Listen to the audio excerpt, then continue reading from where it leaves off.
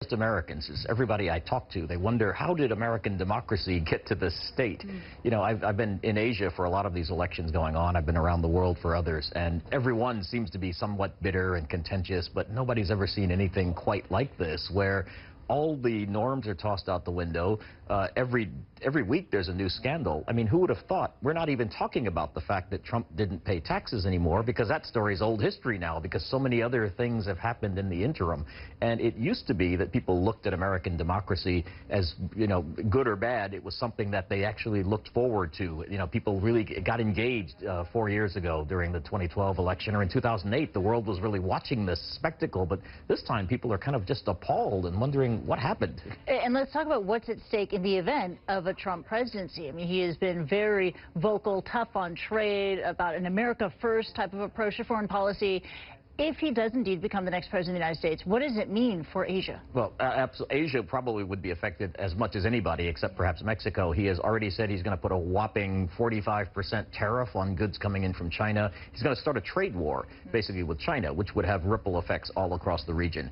He has said that Japan and Korea must pay more for the U.S. military bases there. And he has indicated, although he's backed away from that somewhat, that he wouldn't mind if they decided to develop their own nuclear weapons. He wants to put a ban on somehow, and this is, again, it's morphed as the more he speaks about it, but a ban on people from countries with large Muslim populations, or a ban on people coming from countries with terrorism. That might affect countries like Indonesia and Malaysia. So that would have ripple effects throughout ASEAN.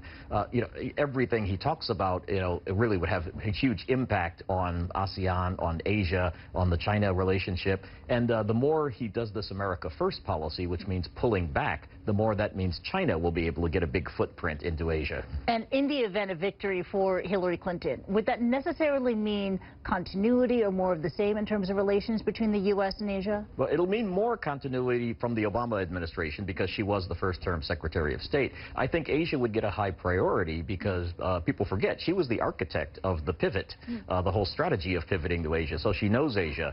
On the other hand, because of the primary challenge from Bernie Sanders, she's been pushed to the left on trade.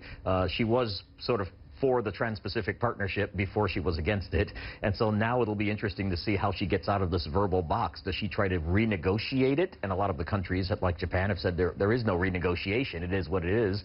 She needs to see if she can get that Trans-Pacific Partnership back on track without alienating the left wing of the Democratic Party, and she'll be a lot tougher, I think, on human rights with China, for example. I mean, she was the one who went to China during the Women's Conference and said women's rights are human rights. Beijing doesn't particularly like Hillary Clinton, but on the other hand, she's the devil they know, to use a phrase that Donald Trump used in the debate. That's right. And speaking of debate, we're just hours away from the third and final U.S. presidential debate. What will people here in Asia be looking out for? It's going to be a real spectacle. Yeah. Among other things, they're going to see if Donald Trump comes out swinging the way he did before. If China is always worried that they're going to get mentioned. They got mentioned a lot in the first debate in a negative way. They were accused of stealing our jobs and manipulating their currency. On top of that, I guess everybody wants to know, is this really the end of Donald Trump? Can he make a comeback? He's had probably the worst October of any presidential candidate in history.